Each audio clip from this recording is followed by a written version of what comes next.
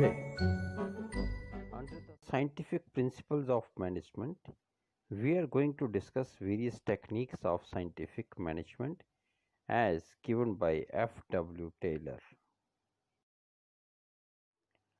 The first scientific technique is functional foremanship. Taylor suggested that specialization should be introduced at the supervisory level. He recommended functional foremanship for this purpose. Functional foremanship states that the task of supervision is divided into several specialized functions, and each function is entrusted to a specialist foreman. For this, he suggested the division of factory in two departments. One is the planning department, second is the production department. Taylor felt that workers must be free from the burden of planning and they must concentrate on work and production. The technique of functional foremanship is an extension of the principle of division of work, but it violates the principle of unity of command. For this, Taylor proposed 8 specialist foremen. For this, 4 foremen were to look after the planning work and other 4 to supervise the work in the shop. Taylor contemplated 8 functional foremanship. Now, if you go through the diagram, the functional foremanship is divided into 2 departments, planning department and production department. Both departments are being headed by planning officer and production officer. Under the planning officer, there are 4 foremen, and again under the production officer, there are 4 foremen. The total 8 foremen are there, under whom the workers are there. Under the planning officer, there is one route clerk. Route clerk determines the routes through which the raw materials will pass. For this, a route sheet is being prepared by him. Then there is instructional card clerk. He lays down instructions according to which workers are required to perform their jobs. Then time and cost clerk is there. He sets the timetable for doing different jobs as per predetermined route and time schedule, specifying the material and labor cost in respect of each operation. And there is another discipline officer who maintains proper discipline in the factory so that production targets may be achieved, offering immediate solution to clashes and punishing the erring employees. Under the production officer, there is gang boss. He makes arrangements of machines, materials, tools, etc. for the different jobs. Then speed boss is there. He maintains the planned speed of production, investigating the causes for the delays and removing those causes. Then repairs boss is there. He maintains the machines and equipments. He makes proper arrangements for their oiling, greasing, cleaning and repair, and preventing the misuse of machines and equipments. Then inspector is there. He sees that the work conforms to the standards of quality and laid down by the planning department. In a factory system, foreman is very important, around whom revolves the entire production like planning, implementation and control. Thus, Taylor concentrated on improving the performance of the role in the factory setup. According to Taylor, a foreman should have intelligence, education, fact, judgment, special knowledge, honesty, energy, and good health. Since all these qualities could not be found in a single person, so Taylor proposed 8 specialists. Each specialist is to be assigned work according to his or her qualities and capabilities. Another technique as given by F.W. Taylor is standardization and simplification of work. Standardization of work refers to the process of setting standards for every business activity. For example, standardization of process, raw materials, time, product, machinery, etc., in order to establish standards of excellence and quality in materials, standards of performance of men and machine, etc. Simplification of work aims at eliminating unnecessary diversity of products. It results in saving cost of labor, machines, and tools, and also it implies fuller utilization of equipment and increasing turnover. Most of the large companies like Nokia, Toyota, and Microsoft, etc., have successfully implemented the technique of standardization and simplification. This is evident from their large share in their respective markets. Moreover, simplification aims at eliminating superfluous varieties, sizes, and dimensions, while standardization implies devising new varieties instead of existing ones. Another scientific technique is work study. Work study is a systematic, objective, and critical examination of factors relating to work so as to maximize efficiency. Scientific management requires deep analysis of all the activities being performed in the organization with the object of producing the maximum possible output with the minimum efforts. In other words, it may be said that Taylor was totally against the incompetence and he wanted to get rid of it by whatever possible means. For this, he suggested work study as a systematic, objective, and critical examination of all factors relating to work so as to maximize efficiency with minimum efforts. Work study includes the following techniques like method study, motion study, time study, and fatigue study. Next technique is method study. Under the method study, the management must make an overall study of the entire production process. Method study is followed to find out the best possible way of doing a particular job. There are various methods for completing any job. It involves establishing a method to be followed to complete a particular job with minimum cost and maximum quality and satisfaction of the customer. On this basis, a process chart setting out the various operations may be prepared. With the help of such study, the management can try to ensure that plant is laid down in the best manner and is equipped with the best tools and machinery. The main object of method study is to improve work methods so as to minimize cost. For example, the process followed for purchasing of raw materials, producing goods, packaging, its delivery to customers, etc., are all parts of method study. Motion study. Motion study is a study of the movements of an operator in performing an operation for the purpose of eliminating useless motions. Motion study is the technique used to study the various movements like lifting, putting objects, sitting, changing positions, etc. of workers while performing a particular task. The objective of motion study is to identify wasteful and unnecessary movements and eliminate them to determine the best possible way of doing a particular job.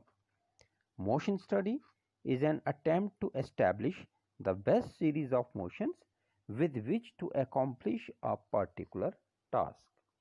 For example, if it is observed through motion study that workers have to move frequently for taking tools from the toolbox on the ground, then such wasteful movement can be eliminated by keeping the toolbox near the worker. It will increase the productivity as well as efficiency level of the workers. Time study. Time study of work measurement is concerned with labor productivity. Under it, an estimate is made of the amount of work required to be done to perform any job. It is an attempt to study and measure accurately the time required for performing a particular industrial operation. Time study determines the standard time taken by the workers to perform a well-defined job. Under time study, the job or operation is divided into a series of elements, and to determine standard time taken in performing each element of task, time measuring devices like stopwatches are used to measure time taken to perform a repeated activity. The standard time is determined using average of several readings taken to perform the same activity.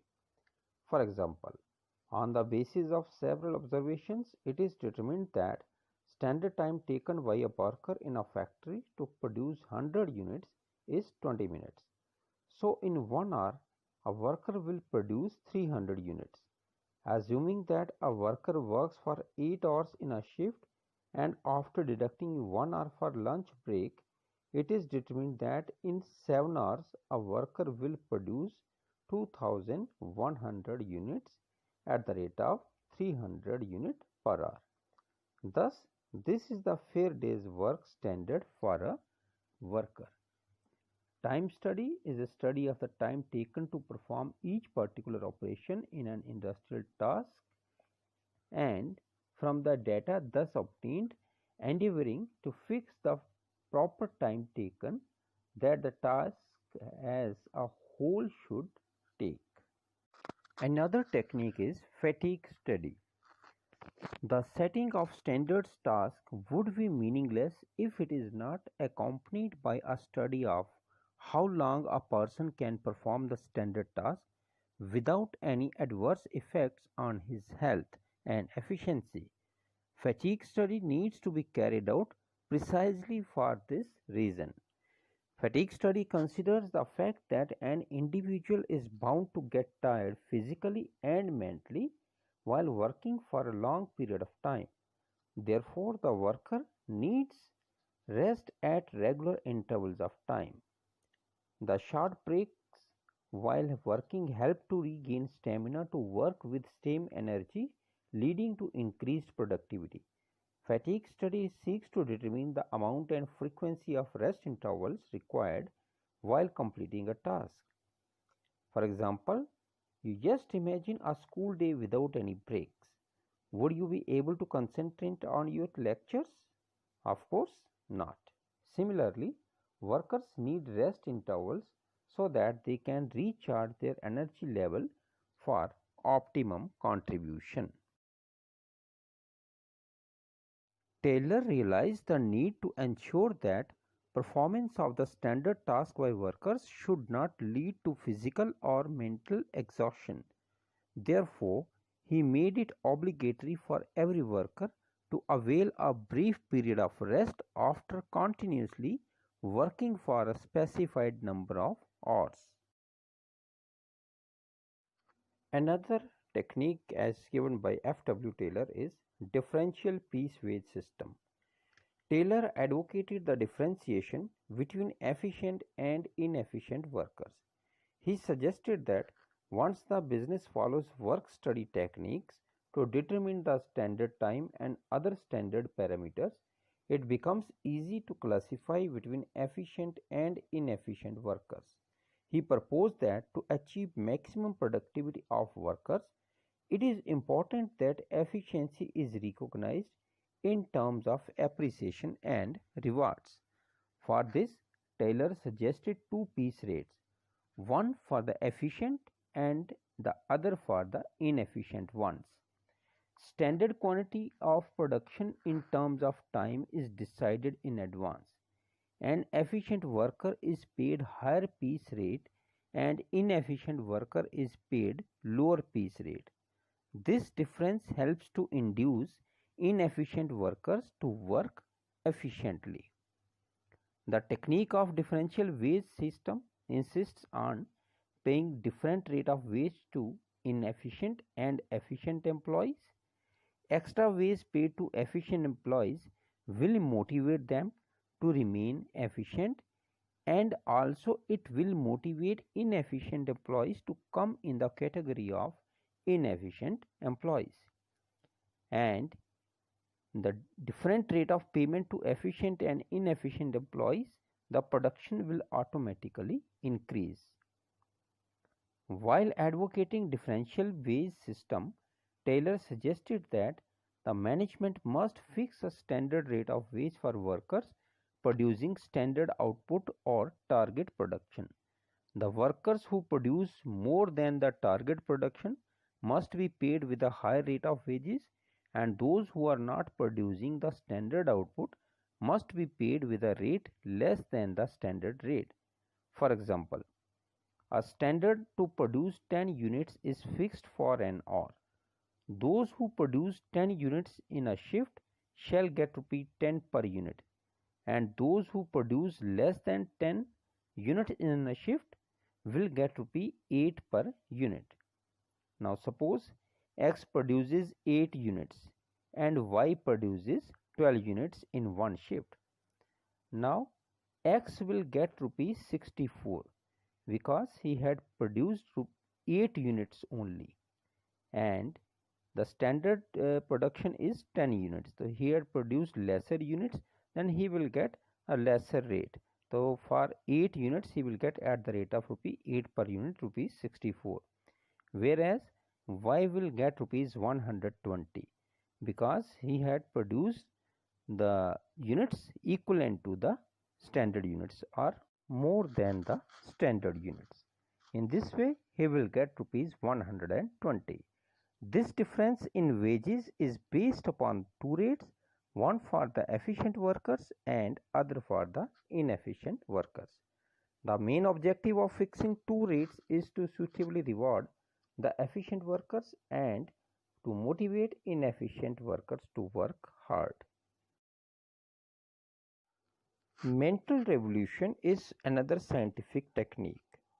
Taylor emphasized that success of any business technique depends on the mindset of workers and the management. According to him, workers must contribute their might for company's growth, and in return, management must share profits and success of the company with its workers. This will result in cooperation amongst management and workers instead of competition and suspicion. Taylor referred this change in mindset as mental revolution.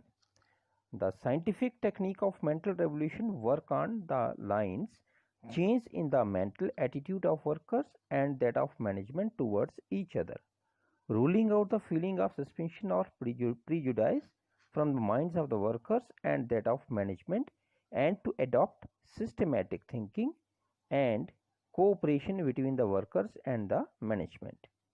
As discussed, Taylor also insisted on the change in the mental attitude of workers and the management towards each other. Scientific approach means radical change in the approach to the problems of job performance and management control. Workers all the while feel that management exploits them, exhausts undue work and pays proportionately meet wages, whereas the management has the misgiving that workers always grumble about the load of the work, purposely follow go-slow policy, damage the equipment, carelessly handle the machines and tools, and show indifference towards the quality of the goods. Management and labor suspect each other and usually seek to trick each other. Such feeling of suspicion or prejudice has to be rooted out to adopt systematic thinking on effective management based on motivation, consistent with efficiency and discipline. In the next video, we are going to discuss the next chapter, business environment. Till then, thank you.